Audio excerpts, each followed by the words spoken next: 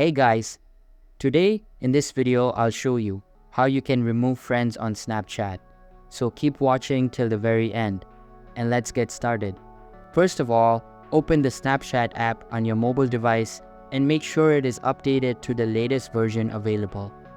After that, sign into your account and you will be sent to this page.